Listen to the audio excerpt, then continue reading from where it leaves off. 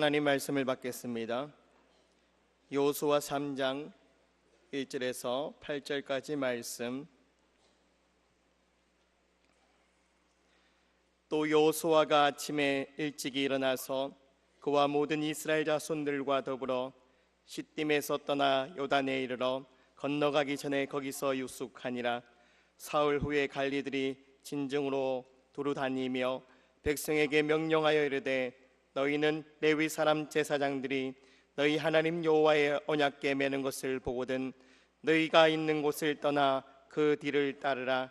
그러나 너희와 그 사이 거리가 2000 규빗쯤 되게 하고 그것에 가까이 하지는 말라. 그리하면 너희가 행할 길을 알리니 너희가 이전에 이 길을 지나보지 못하였음이니라 하니라. 여호수아가 또 백성에게 이르되 너희는 자신을 성결하게 하라. 여호와께서 내일 너희 가운데 기이한 일들을 행하시리라. 여호수아가 또 제사장들에게 말하여 이르되 언약궤를 메고 백성에 앞서 건너라 하매 곧 언약궤를 메고 백성에 앞서 나아가니라. 여호와께서 여호수아에게 이르시되 내가 오늘부터 시작하여 너를 온 이스라엘의 목전에서 크게 하여 내가 모세와 함께 있었던 것 같이 너와 함께 있는 것을 그들이 알게 하리라. 너는 언약궤를 맨 제사장들에게 명령하여 이르기를 너희가 요단 물가에 이르거든 요단에 들어서라 하라. 아멘. 오늘 말씀은 요단강 도하의 세 단계. 우리 어린이들이 많은데 이 도하, 강을 건넌다. 요단강을 건너는데 그냥 막 어중이 떠중이 우르르 몰려가지고 걷는 것이 아니고 중요한 단계들을 잘 밟아서 건너는 이스라엘 백성들의 모습, 그걸 통해서 하나님이 오늘 우리에게 주시고자 하시는 이 귀한 교훈들을 받기를 바랍니다. 우리 추석 명절에 이렇게 또 아마 우리 가운데는 이제 고향을 찾아오신 분도 계시고 가신 분도 계시고 여기 대구는 보니까 막 가고 오고 비슷하신 것 같아요. 그래서 오늘 처음 오신 여러분들도 이런 교회에 우리 서영교회 함께 예배하는 좀 추억을 가지시기를 바랍니다. 왜 아멘이 없어요?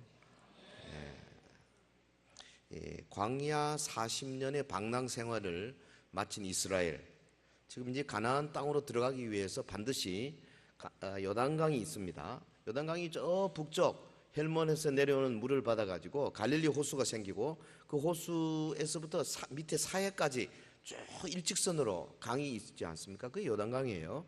근데 지금 이스라엘 백성은 요단강 동편에 있는 거죠. 여러분 보시기에 이쪽에 동편에서 이제 강을 건너서 가나안 땅으로 들어가야 되는데 이게 만만한 일이 아니에요.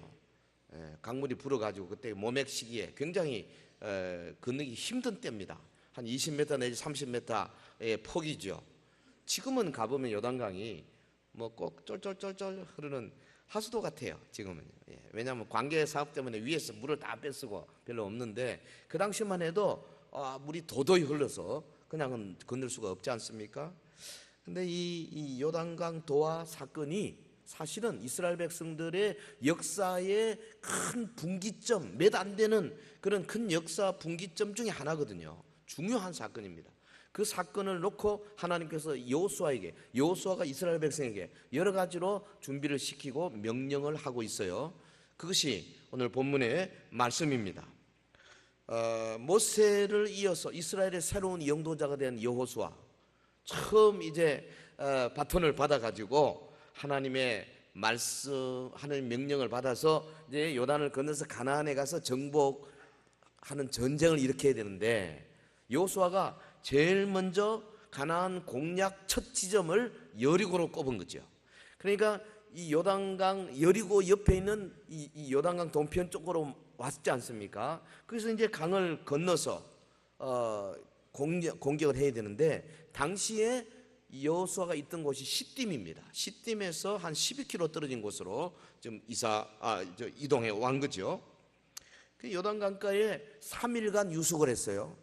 그러면서 명령을 합니다. 행진이 시작되면 백성들은 오직 여호와의 언약궤만 따르라, 그렇게 명령하고 그 다음에 그 3일 동안에 너희는 스스로 성결케 해서 스스로 자기의 몸을 정결케 단장해서 요단을 건널 준비를 해라. 그렇게 명령을 주십니다. 그리고 이제 제사장들이 언약궤를 메고 명령에 따라서 요단강을 들어서는 이 장면이 본문에 기록이 되어 있습니다. 7절 8절에 보면 요단강을 건너는 도하 사건의 의의가 있어요. 그게 뭐냐면 한 두 가지로 요약할 수 있는데, 하나는 이 사건 때문에 여호수아의 지도력이 굉장히 좋아진 거죠. 사실 여호수아는 40년 동안 모세를 졸졸 따라다니는 모세의 몸종이었어요. 그런데 갑자기 이 사환 정도밖에 안 된 여호수아가 이스라엘의 대지도자로 등장하는 게 쉬운 일이 아닙니다. 사람들이 그 지도력을 인정하지 않지 않습니까? 하나님께서 요단강을 건너는 이 대역사 앞에 여호수아를 우뚝 세워가지고 놀라운 기적을 행하심으로 모든 사람들이 여호수아를 볼 때에 두려워하고 존경하고 그 권위를 따라가도록, 그래서 그 권위를 가지고 가나안 땅에서 중부, 가나안의 남부, 서부, 북부 정복하는 일에 크게 여호수아가 행사할 수 있도록 만드신 거죠. 또 하나는 뭐냐 하면 요단강을 건너는 이 역사를 통해서 하나님이 함께 하시면 가나안의 7 족속, 예를 들면 헷 족속, 히위 족속, 브리스 족속, 기르가스 족속, 이런 족속들을 쫓아낼 수 있는 이런 하나님의 능력을 보여주고자 하는 그런 뜻이 이 요단강 도하에 있었습니다. 자, 요단강은 약속의 땅 가나안에 들어가기 위한 마지막 장애물이죠. 그래서 이 이스라엘 백성이 그 가나안 정복을 위해 그 목표를 이제 이루기 위해서 반드시 요단강을 건너가야 되는데, 사실은 따지고 보면 또 그 강을 건너서 가나안을 정복하는 것이 하나님의 축복이에요. 그러니까 장애물임과 동시에 축복의 강입니다. 오늘 여러분 앞에도 장애물이 있을 거예요. 어려움이 있을 것입니다. 가정 문제, 자녀 문제, 혹은 사회 문제, 취직, 혹은 사업하다가 어려움을 당하고, 혹은 육신의 질병, 뭐든지 좋습니다. 교회는 교회적으로 어려운 문제가 있습니다. 새로운 목회자를 모시는 것, 요단강 도하 사건에 비견할 만합니다.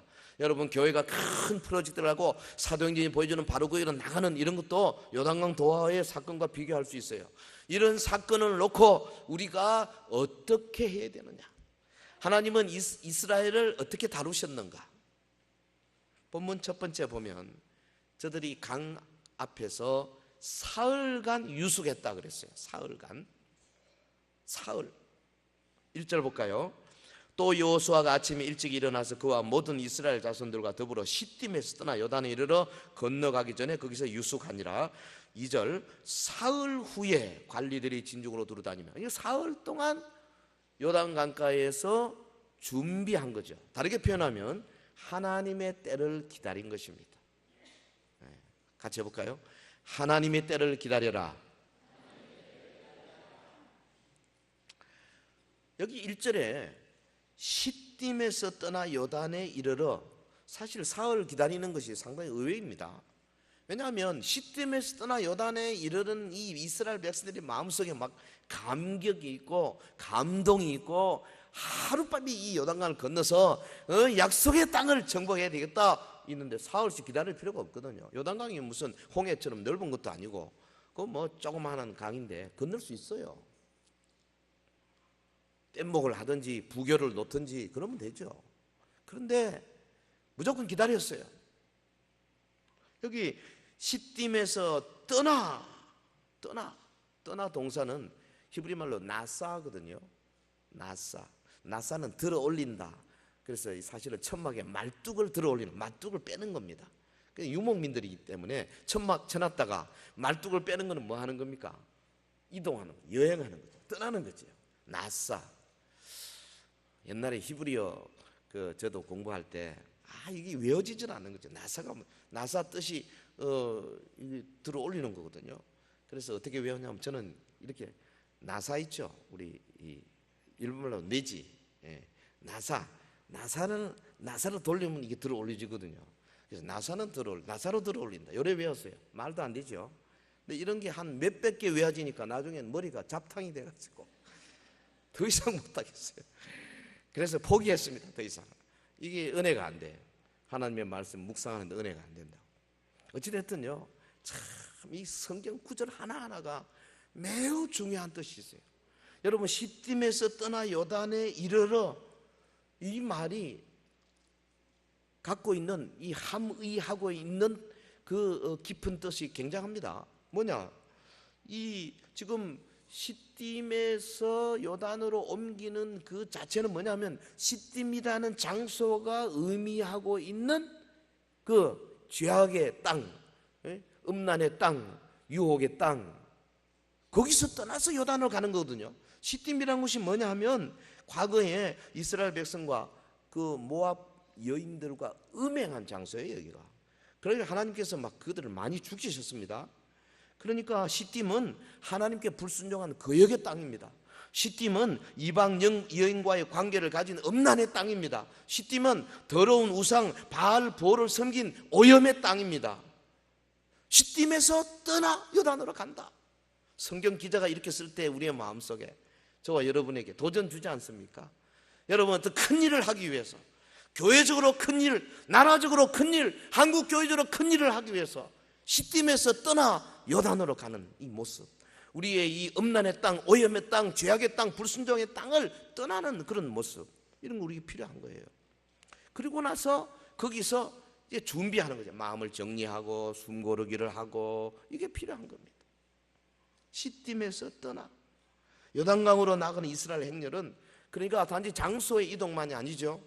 죄악으로부터의 영원한 분리, 불순종으로부터의 회개, 음란으로부터의 성결과 정결, 이런 어떤 신학적인 주제가 거기 숨어 있어요. theological theme이 거기 있다 그 말이에요. 근데 요단강에 도착한 여호수아가 이 감격을 가지고 그대로 밀어붙이지 않냐고. 일단 어떻게? 하나님의 때를 기다리는 겁니다. 우리 때 기다릴 줄 알아야 돼요. 이 준비 과정, 한국 사람이 참 이걸 잘 못하는 것 같지 않습니까? 여러분, 우리나라 사람들이 우리나라에서 잘 모르는데 외국에 나가면 별명이, 한국 사람은 무조건 별명이 빨리빨리입니다. 미국 사람들이 보고 빨리빨리 그래. 빨리빨리. 처음에는 쟤가 무슨 소리 하냐, 영어냐, 빨리빨리 그러더라고요. 그게 우리 보고 하는 이야기예요. 코리안 빨리빨리. 그래서 스마트폰도 빨리 내고 뭐 우리 하여튼 이동통신 시작하고 나서 어마어마하게 빠른 스피드로 막 갑자기 막 무슨 뭐 내비게이션, DMB 막 갑자기 뭐 그냥, 예? 옛날에 그 소니나 뭐 이런 거 가지고도 좋았는데 그 TV도 뒤에 일조간 거 있었잖아요. 근데 갑자기 팍 벽이 되더니 막 요즘은 아주 종이 한 장 같아. 예. 그러니까 미국 사람들이 그걸 본받아. 요번에 아이패드도 보니까 아이패드 에어라고 이렇게 얇은 건 내더라고요. 근데 그 아직 멀어서 우리한테 못 따라와요. 우리는 얼마나 빠른지 몰라. 빠른 거 좋긴 한데요, 숨 고르기 좀 하셔야 돼요. 하나님의 때를 기다릴 줄 알아야 된다 그 말이죠. 할렐루야. 너무 빠르면 안 돼요. 자기 생각으로 막 달려가면 안 된다니까요. 아브라함 보세요. 좀 기다리지. 예? 그거 좀 못 기다려가지고 애를 주신다는데 왜 안 주시냐? 75세부터 시작해서 한 80 몇 세 돼가지고 애를 안 주니까는 에이구만 몸종 하가를 가져가 뭐 자기 첩으로 들여가지고 그래가지고 애 낳았잖아요. 하나님께서 진노하셨어요. 13년 동안 하나님이 나타나지 않았습니다. 그러니까 99세 될 때까지 하나님께서 침묵하더랬어요. 그래 아브라함이 얼마나 답답했겠습니까? 아들 이스마엘 못 참아가지고 애 하나 잘못 낳아가지고 이스마엘과 나중에 100세에 낳은 아들 이삭하고 싸울 뿐 아니라 그 양자의 자손들, 이삭의 자손 누굽니까? 바로 이스라엘 아니에요. 그리고 이스마엘의 자손이 누굽니까? 아랍 아닙니까? 수천 년 지난 지금까지도 계속 싸우고 있는 거예요. 아브라함 그 양반이 조금 참지 말이야. 빨리빨리 하다가 다윗 보십시오.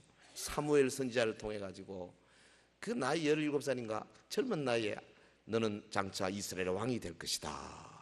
안수 받았죠? 기름 부음 받았어요. 그놓고 거의 한 13년 오랜 세월 동안 어떻게 됐습니까? 왕은커녕 목숨을 구하기 위해서 도망다니다가 벌리 나봤어요. 그래도 참고 견디고 인내하고 마침내 그가 나이 30에 저 헤브론에서 이스라엘의 왕이 되기 시작하고 그리고 다시 예루살렘에 와서 통일 이스라엘의 왕으로 등극하지 않습니까? 여러분, 시련과 연단의 과정을 겪으면서 하나님의 때를 기다리는 게 필요하다고 말이죠. 할렐루야. 큰 일을 이루기 위해서는 때가 필요합니다. 기다림이 필요합니다. 그래서 기도하고 준비하고 그 다음에 내가 혹시 잘못된 것이 없는가 주위를 돌아볼 필요가 있어요. 하나님은 이런 자세를 가진 자를 기뻐하시는 줄 믿습니다. 자, 주님은 주님의 때에 주님의 방법으로 주님의 일을 이루신다.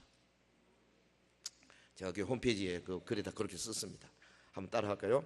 주님은 주님의 때에 주님의 방법으로 주님의 일을 이루신다. 우리 여호수아처럼 우리 각자의 요단강 앞에 서서 건너기 전에 때를 기다리면서 주여 어느 때니까 예수님처럼 아직 내 때가 아닙니다. 내 때가 아닙니다. 예루살렘에 매년 올라가시면서도 예루살렘 성전을 청결하는 작업을 미루시고 마지막 자기 때에 가서 시작하시던 것처럼 여러분 우리도 하나님의 때를 기다릴 줄 아는 해안이 있기를 주의 이름으로 축원합니다. 자, 두 번째 우리가 여호수아가 요단을 건너는 단계를 본문에서 발견합니다. 두 번째 뭐냐 하면 백성이 스스로 성결하게 된 거죠. 오늘 본문 5절 보겠습니다. 너희는 자신을 성결하게 하라. 여호와께서 내일 너희 가운데 기이한 일들을 행하시리라. 요단을 건너기 앞서서 이스라엘 백성들이 해야 할 일이 뭐냐 하면 자신을 성결하게 하는 겁니다. 그러니까 이 말은 뭐냐면 이스라엘이 이미 더러워져 있는 것을 전제하는 거예요.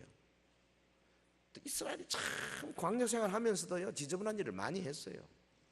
그래서 이제 요단강을 건넌다고 하는 대역사를 이루기 전에 너희들이 먼저 뭐부터 해야 되느냐? 자신을 성결하게 하는 일을 해라. 박근혜 대통령이 세월호 사건 이후에 뭐라 그랬죠? 국가 대개조, 개조 뭐 이런 단어를 썼는데 그로부터 몇 달이 지나도 뭐 개조하는 거 하나도 보이지는 않거든요 지금. 근데 그 국가를 개조하려면 어떻게 해야 됩니까?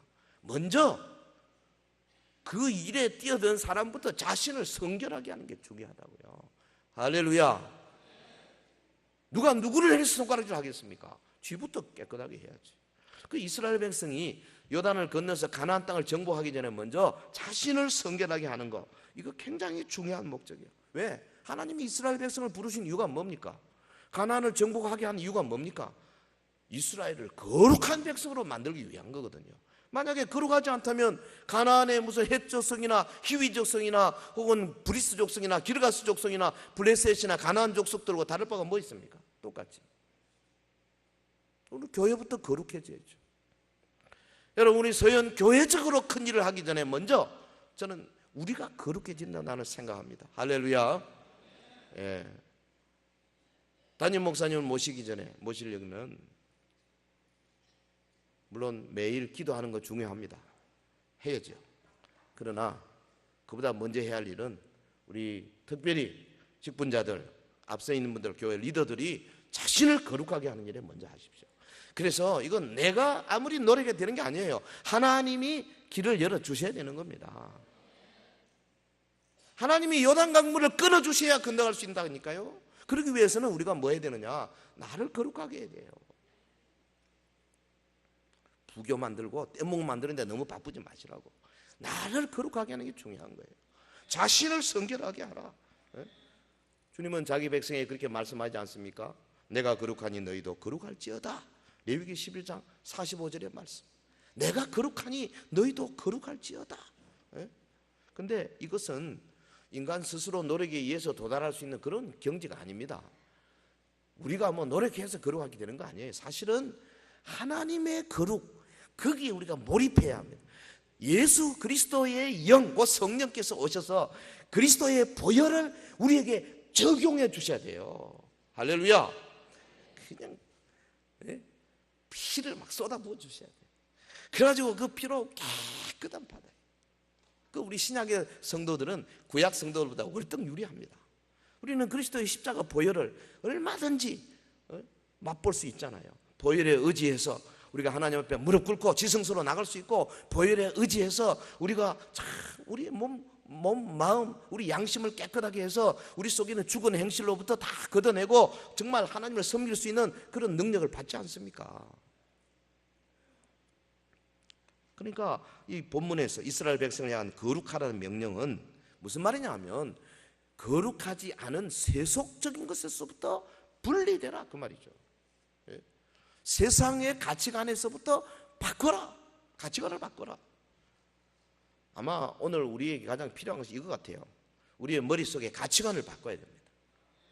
여러분 핵심 가치, 모든 우리 사람들은 다 자신의 가치가 있잖아요. 핵심 가치가 있어요. 그런데 연세 좀 드신 분의 가치가 다르고 젊은이의 가치가 달라요. 연세 좀 드신 분들의 가진 가치관 가운데 하나는 뭐냐 하면 장유유서입니다. 그래서 젊은 애가 한마디 하면 어디 말이 옳고 그르고 다 떠나서 어디 건방지게 이렇게 됩니다. 이 가치관이 딱 그렇게 돼 있거든요.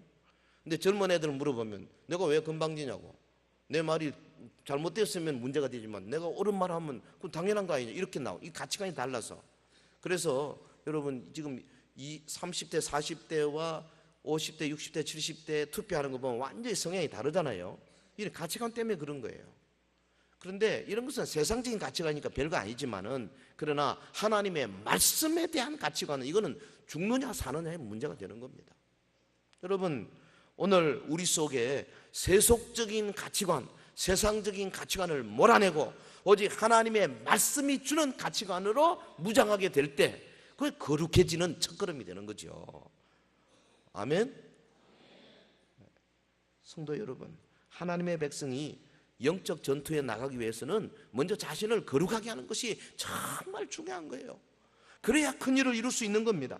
그러니까 이스라엘 백성들이 성결에 대한 율법 규례를 따라 행한 것은 그 당시로서는 뭐 성결이 되게 크게 두 가지거든요. 하나는 음식 먹는 거, 부정한 음식 먹으면 안 되죠. 그 다음에 두 번째는 여자를 가까이 안 하는 겁니다. 그 당시엔 그건 그랬어요. 그러나 오늘 신약적으로 말하면 우리 속에 있는 육신의 정욕, 안목의 정은 이생의 자랑 혹은 세속적인 가치관 이런 것을 다 잘라내고 정말 거룩한 성령 예수 그리스도의 영이 우리 속에 오셔가지고 성령이 나를 인도하는 대로 아멘 아멘 따라가는 거. 시간 성령 인도대로 쓰고요, 물질 성령께서 인도하신 대로 쓰고요, 성령이 인도하신 대로 기도하고 성령께서 인도하시는 대로 주변의 사람들과 사랑의 관계를 가지고 그렇게 하는 겁니다. 큰 일을 이루기 위해서는 나부터 먼저 마음의 자세를 가다듬어야 되죠. 우리 한국이요 통일을 하기 위해서 정말로 통일을 앞두고 한국 교회가 먼저 자기를 거룩하게 하지 않으면 나는 안 된다고 봅니다. 우리 한국 교회가 지금 거룩하지 않아서 통일이 안 되는 거예요.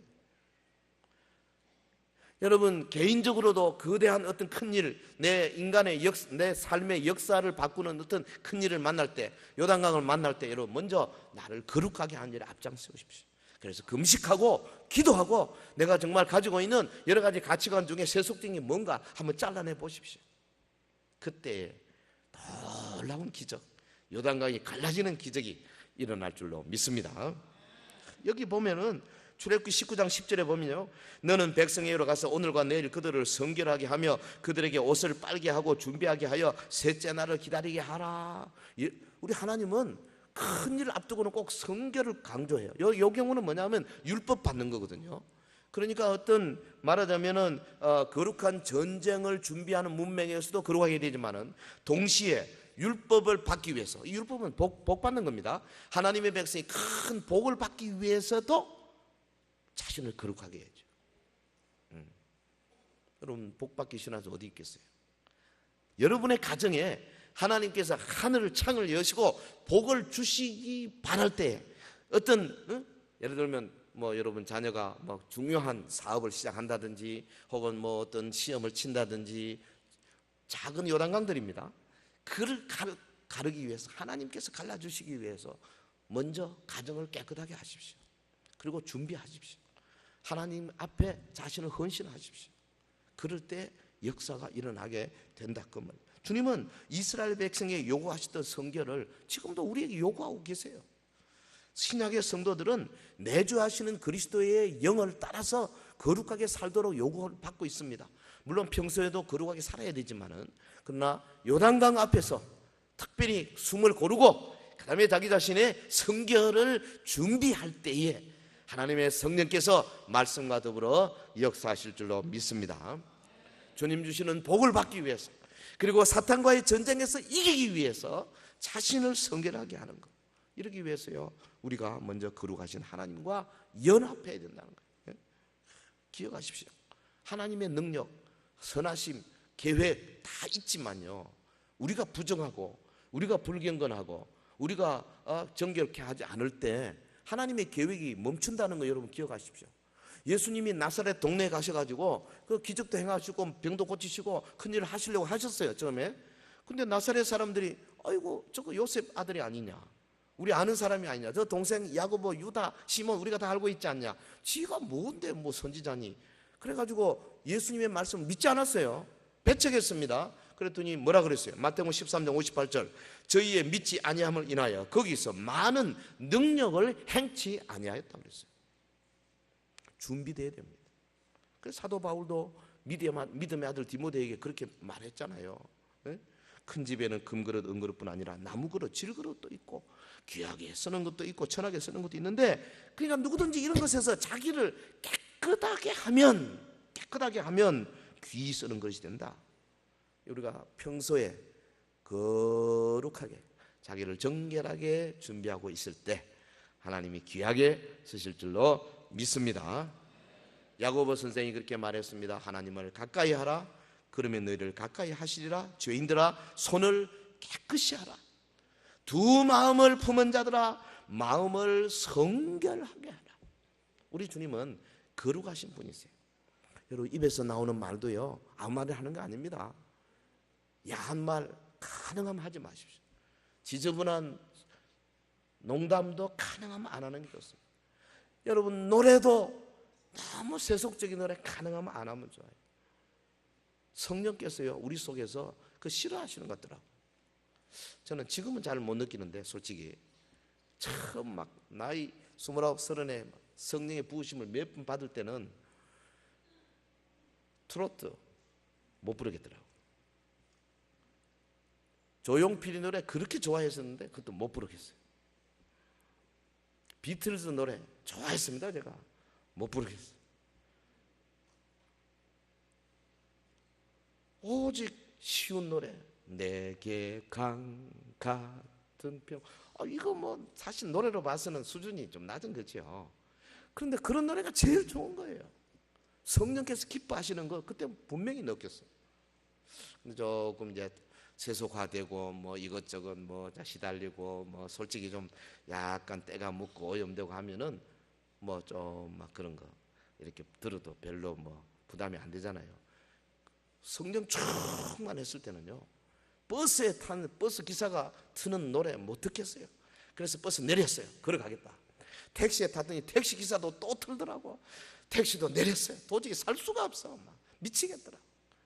그래가지고 막 그냥 귀에다가 찬송가 꼭 듣고 다니고. 왜? 하나님의 영이 속에서 거룩하지 않은 것을 싫어하시니까요.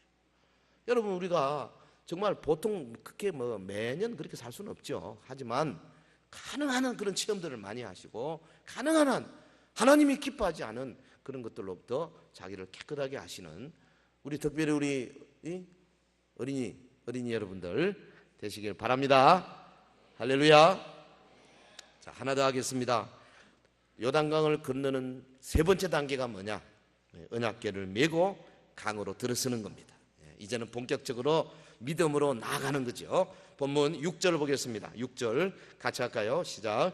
여호수아가 또 제사장들에게 말하여 이르되 언약궤를 메고 백성에 앞서 건너라 하며 곧 언약궤를 메고 백성에 앞서 나아가니라. 8절 한번 더 할까요? 8절 시작. 너는 언약궤를 맨 제사장들에게 명령하여 이르기를 너희가 요단 물가에 이르거든 요단에 들어서라 하라.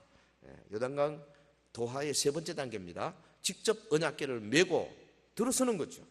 이거는 믿음의 행진입니다. 믿음 없이는 들어설 수 없는 겁니다. 왜냐하면 하나님의 명령을 받은 여호수아가 제사장들에게 언약궤를 메라 그러고 그 다음에 그 당시 물이 막 범람하고 있었거든요. 물이 끊어진 게 아닙니다. 언약궤를 메고 그냥 들어가라는 거죠. 이게 보통 일이 아닙니다. 지금 믿음 없이는 못 들어가요. 여러분 여기서 뭘 발견합니까? 이스라엘 백성이 광야 40년 동안 상당히 성장한 거예요. 저들이 처음 애굽을 나와가지고 초신자 때 홍해를 만났습니다. 홍해를 만나거나 홍해에 들어서라 그러지 않으셨습니다. 이스라엘 백성들이 벌벌 떨고 있을 때 하나님 뭐라 그랬습니까? 모세에게 명령하십니다. 그래서 모세가 괌을 칩니다. 백성들아 들으라. 잠잠히 서서 여호와 하나님이 오늘 너희들을 어떻게 구원하시는가 보라. 이스라엘 백성 한 거 아무것도 없어요. 저들이 아까 우리 교동문 일때 이스라엘 백성이 홍해 앞에서 거역했다 그러는데 그 말은 하나님하고 원망했다. 모세를 원망했어요. 우리를 죽이려고 하느냐 했을 때 하나님은 이스라엘 백성을 그대로 두시고 동풍을 불어서 홍해를 쫙 갈라주셨지 않습니까? 그런데 40년 이후에 요단강 왔을 때는 너는 가만히 있으라 내가 갈라주겠다 그러지 않으셨습니다. 어떻게 했습니까? 요단에 이르거든 요단에 들어서라. 할렐루야. 중요한 말씀이에요. 한번 같이 해볼까요? 요단에 이르거든 요단에 들어서라. 물은 여전히 흘러내려오고 있습니다. 여전히 이 범람한 강이 그냥 이글이글 이스라엘 백성들을 건너오지 못하도록 지금 막 그냥 모맥 시간에 우기거든요. 위에서부터 물이 내려오고 있는데 제사장들이 언약궤를 메고 요단에 왔을 때 그냥 들어선 겁니다. 이것은 믿음 없이는 할 수 없는 일이죠. 예? 제사장들이 누굽니까? 이스라엘의 지도자죠. 여기 보면 지도자들은 일반 백성들보다 월등 큰 믿음이 필요해요. 목사도 그렇고 교육자들 그렇고 우리 장로님들 우리 그 중직자들이요 월등 믿음이 커야 됩니다. 그래서 믿음이 큰 사람을 뽑아야 돼요. 그래서 저들은 일반 성도들이 감히 생각지도 못하는 믿음으로 밀고 나갈 수 있는 추진력이 있어야 되는 거죠. 언약궤를 맺습니다. 가야 됩니다. 믿습니까? 하나님의 뜻이 여기 있어요. 이스라엘 백성들에게 믿음의 행진을 보게 하신 겁니다. 한 900m 저 뒤따라 이제 이스라엘 백성이 따라옵니다. 언약궤를 향해서 이스라엘 백성들이 딱 시선을 고정시키고 언약궤만 바라보는 거예요. 하나님의 임재만 바라보는 겁니다. 요즘 같으면 우리 아까 불렀던 믿는 사람들아 군병 같으니 저 앞에 계신 예수 그리스도를 바라보고 따라가자. 그 언약궤만 보고 지금 가는 거죠. 그런데 이 교회가 물 속으로 막 가는 겁니다. 그냥 그게 뭐예요? 믿음의 행진이에요. 우리 서영교회가요 믿음으로 가시기를 주의 이름으로 축원합니다. 요만한 문제만 있으면 그냥 인간적인 생각으로 속닥속닥 해가지고 회의를 해도 결정이 안 되고 말이죠. 뭐 이렇게 저렇게 저렇게 할까? 그거는 믿음이 아닙니다. 하나님의 뜻을 딱 발견하면 그냥 밀고 나가야 되는 거예요. 그러면 성도들은 그냥 앞에 가신 분들 보고 그냥 믿음으로 따라오는 겁니다. 할렐루야. 여기 보면요 이 교회 지도자들과 성도들의 관계에서 우리가 반드시 짚어야 할 중요한 부분, 이 큰 믿음. 사도 바울이 그랬잖아요. 내가 그리스도를 본받는 자가 된 것 같이 너희는 나를 본받는 자가 되라. 사실 교만한 말이죠. 바울이 뭐 이런 말 할 때 지가 뭔데 지를 본받으라 그러냐. 그런데 이 성경입니다. 무슨 말이냐. 바울의 심정 속에는 나는 그리스도를 따라간다. 너희도 나를 본받고 예수님이 눈에 안 보이거든. 나를 보고 그리스도를 따라가는 자의 모습으로 따라와라.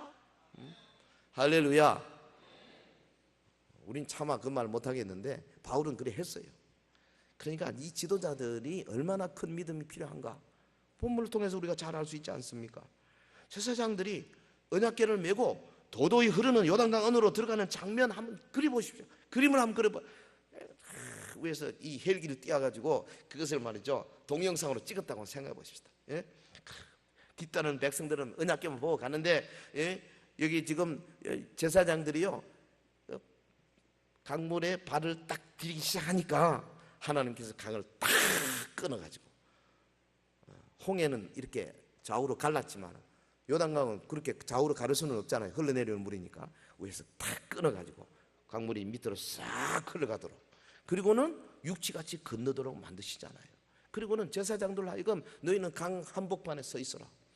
그리고 그 옆을 향해서 이스라엘 백성들이 확 지나가는 겁니다. 백성들이 다 건널 때까지 제사장들 언약궤를 메고 강 한복판에 굳건히 서 있어야 했습니다. 저 위에서 아마 지진이 났겠죠. 그래가지고 갑자기 인공보가 만들어졌겠죠. 그리고 그 보에서 물이 막 넘치기 전에 다 건넜습니다. 그런데 얼마나 겁나겠어요. 건널 때 막 옆을 쳐다보고 정신없이 막 건넜겠죠. 그런데 하나님의 역사를 보십시오. 이스라엘 백성들 제사장들이 언약궤를 메고 다 서 있는 그 자리 옆으로 막 지나갈 때 그들의 마음속에 어떤 마음이 있었겠어요? 여호와 하나님, 능력의 하나님, 그리고 우리 여호수아 위대한 영도자, 아주 위계 질서가 탁 서버리는 거예요.